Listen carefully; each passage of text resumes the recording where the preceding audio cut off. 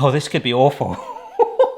Hello folks, hope you're good. Today we are testing 3 super viral TikToks that I've been wanting to try for a very long time. The first one we're gonna make is a decorative focaccia, which is gonna test my art skills, which is actually gonna be the last thing we'll probably taste. Yeah, I'm not sure if you can see that, but that is a decorative focaccia, something that has taken over 100 million views in total, and there is no way, I'm just gonna say that right away, that mine is gonna look anything as good as that. I am terrible. I am not the Bob Ross of cooking. But the reason we're gonna start with the focaccia first, even though focaccia I think basically translates to a flat bread because of the size of the tray you use, very simple to make. We just gotta make that yeast work a little bit. So let's get going. Some warm water, some fast action yeast. And this is a little bit different. This is a little bit of honey. A touch more. Why not? So I guess a little bit like putting sugar in, the honey is just gonna add that sweetness in there. We'll get that flour in. We'll get half in at first to make it a little bit easier.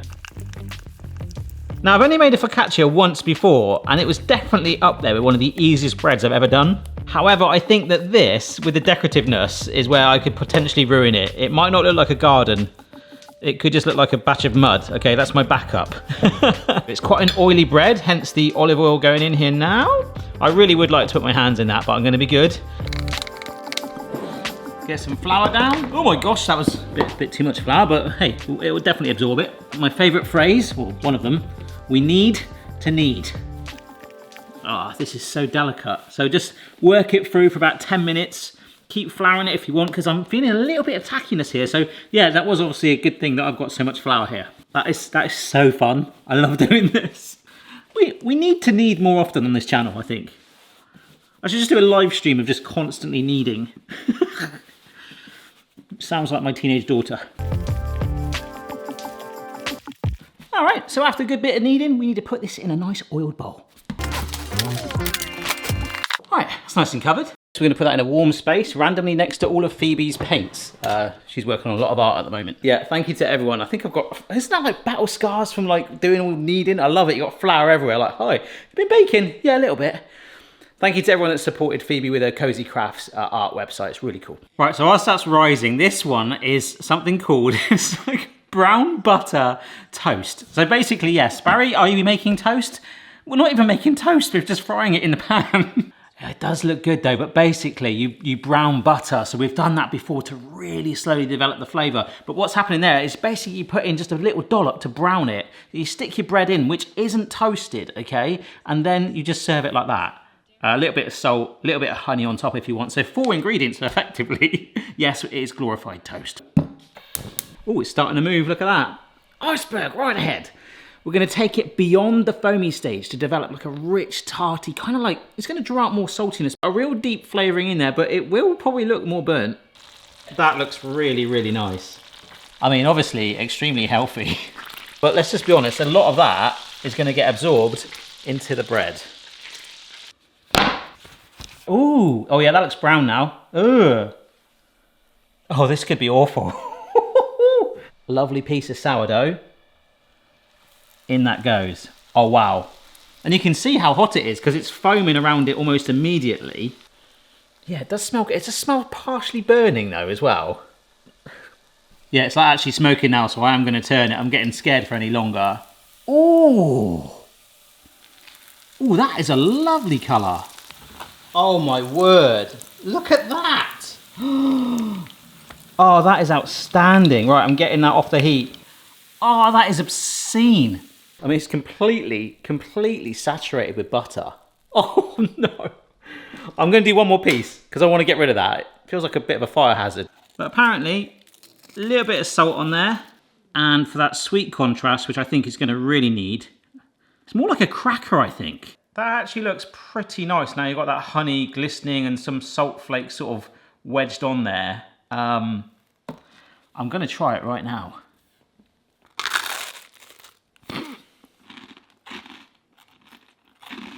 I've got to be honest, that is really, really nice.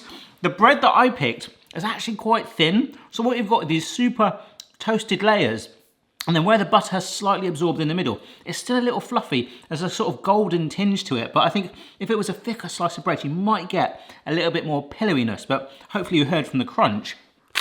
The really horrible thing is how much I actually really like that. and it doesn't taste greasy. The kitchen certainly smells it. I mean, we saw how much was in there. It's all gone into these 2 pieces of bread, and I really want to eat the rest of this, but I might combine this with our other recipe.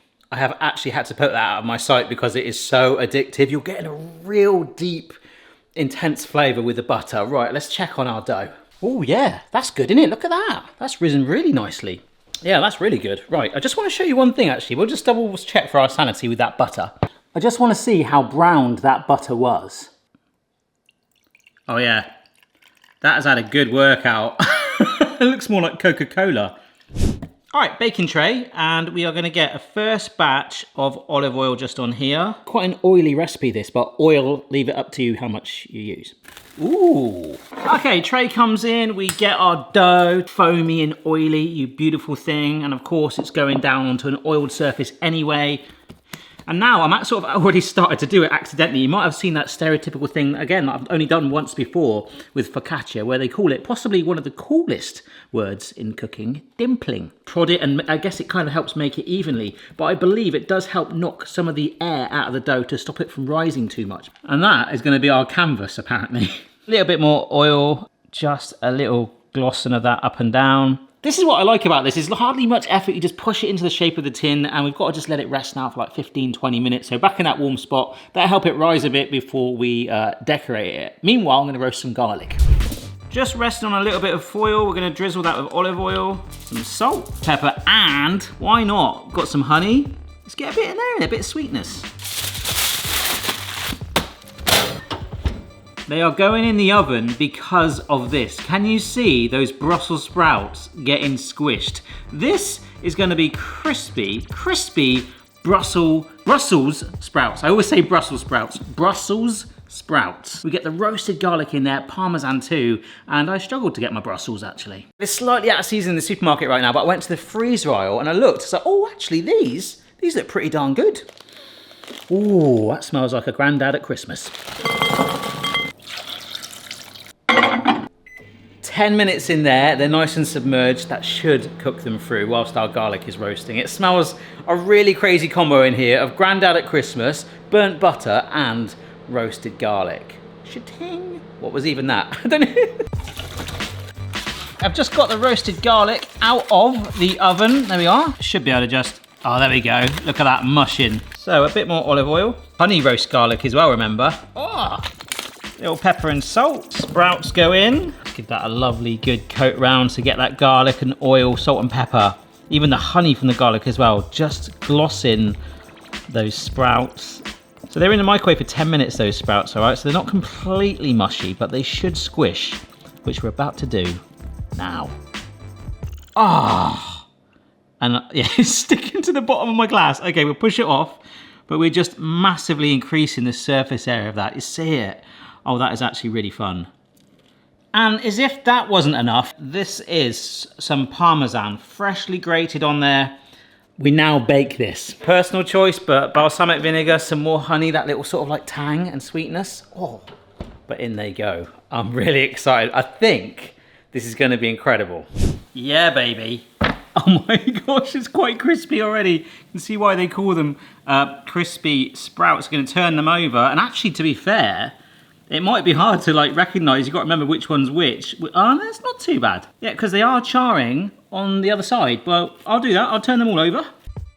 Yep, happy with that. And more Parmesan on top. Ah. Oh, wow. Okay, so we're really just trying to push this crispness even more back in the oven. Hopefully you can hear that. Oh. You probably can't. So then, whilst they're cooling down just over there, let's get back our dough. And I'm not sure how well that will show up on the camera, but that has actually risen quite nicely. It's almost like cloud-like and pillowy. You could even put like the odd indent slightly back into it if you don't go too harsh on it. But now this is our canvas. So I've got some chives, I've got peppers, I've got some olives. We're just gonna try and make it look a bit like a garden. But this is gonna be our grass. I've now got some spring onions, so I'm gonna just put them, they're gonna be our flowers.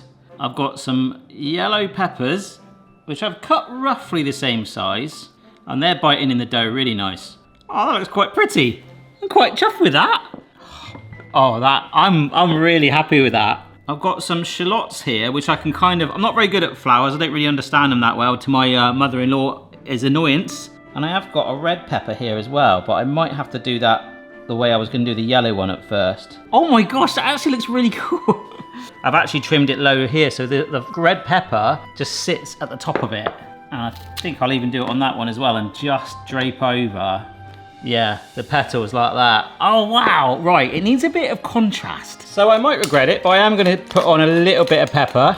And in this jar here, I have got some trimmed olives. All being well, that should sit in there. Oh, nice. I don't really like olives that much. I don't hate them, but I think it's really helping, like really pop it, you know?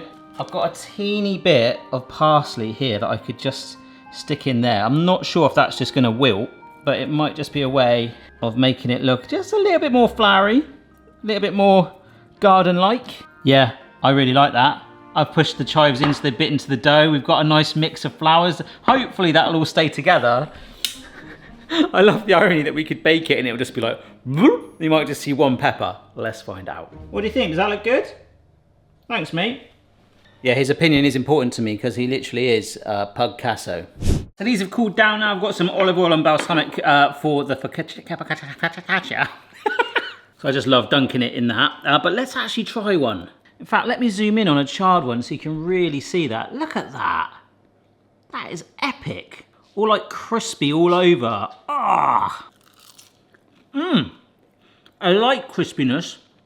That is really good. It's actually even got like a slight hidden sweetness to it. You don't really get any cheesy sort of taste. You get the crunch of the Parmesan where it's just literally charred on there. It's the crispness of that holds it together. The blistering and flaky edges.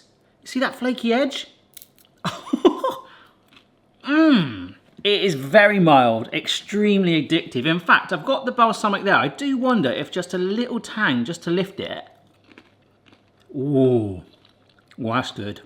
But the reason I made another slice of bread is I wanted to see what the serving suggestion would be like if I stick that on there. Oh. Yep, I mean, that really took those crispy Brussels sprouts to being crunchy Brussels sprouts. Oh, I've got to show you something. They are really good. This isn't a candle, this is the butter left over from that pan where we did that burnt toast earlier. Look at that. It is really worrying to think that, well, some of that I've just eaten. Now I can neither confirm or deny that I might have just had a hazardous workplace incident involving some balsamic vinegar that I didn't catch on camera, hence my t-shirt change. Right, that's now focaccia. Oh my gosh.